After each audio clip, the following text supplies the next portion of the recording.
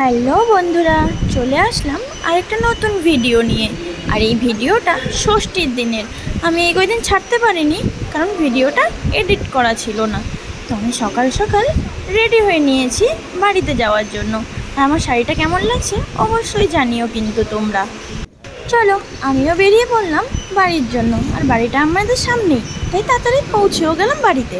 আর বাড়িতে এসেই দেখি সবাই প্রায় চলে এসছে। দিদি জামাইবাবুরা সবাই চলে এসছে। এখানে জামাইবাবু রান্না করছিল, আর বারান্দায় বসে বৌদি দিদি সবজি কাটছিল। এটা আমার নতুন বৌদি। তারপর আমি ঠাকুর ঘরে চলে গেলাম। ঠাকুর ঘরে মার পুজো দেওয়া হয়ে গেছিলো। তো ঠাকুর ঘর থেকে বেরিয়েই দেখি মেজদি সামনে দাঁড়িয়ে আছে। চলো, ঢুকেই সবার সাথে কথাবার্তা হয়ে গেল। তো মা রেডি করে নিয়েছিল ষষ্ঠীর জল দেবে জন্য। তো তারপরে জামাইদেরকে বসিয়ে একে একে সবাইকে ষষ্ঠীর জল দিয়ে দিল, আর ষষ্ঠীর সুতাও বেঁধে দিল। আর আমার বৌদিকেও এখানে বসিয়েছিল, কারণ বৌদি আর বাপের বাড়িতে না ষষ্ঠী ছিল না, তাই এর আগে কোনো দিন ষষ্ঠীর জল পায়নি।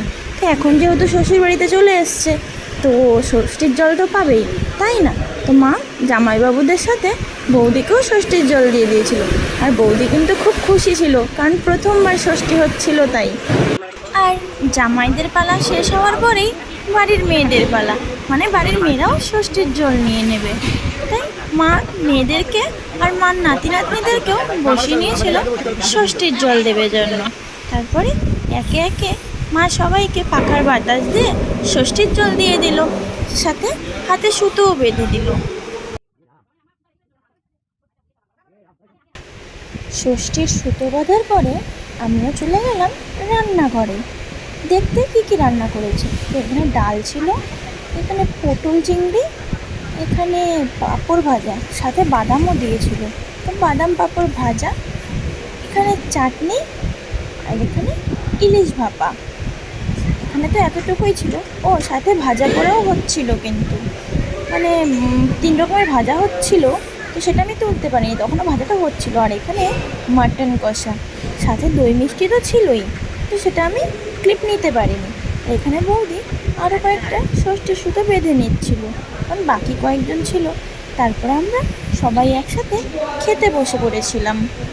আর আমাদের বাড়িতে জানো তো, জামাইরা আলাদা করে খেতে বসে না ষষ্ঠীর দিন, সবাইকে একসাথে নিয়েই বসে। তো প্রথমে বাচ্চাদেরকে খাইয়ে দিয়ে তারপরে আমরা সবাই মেয়ে জামাই সবাই একসাথে বসেছিলাম, সাথে আমার মাও বসেছিল খেতে। তো আমার পাশে বসেছিল আমার বড় জামাইবাবু, আমার সাথে খুব ইয়ার্কি করছিল জানো খেতে বসেও। তো এইভাবেই আমাদের ষষ্ঠীর দিনটা কেটে গেল হাসি মজা করতে করতে। তো তোমাদের যদি ভিডিওটা ভালো লাগে তাহলে অবশ্যই একটা লাইক করে দিও। চলো, টাটা, বাই।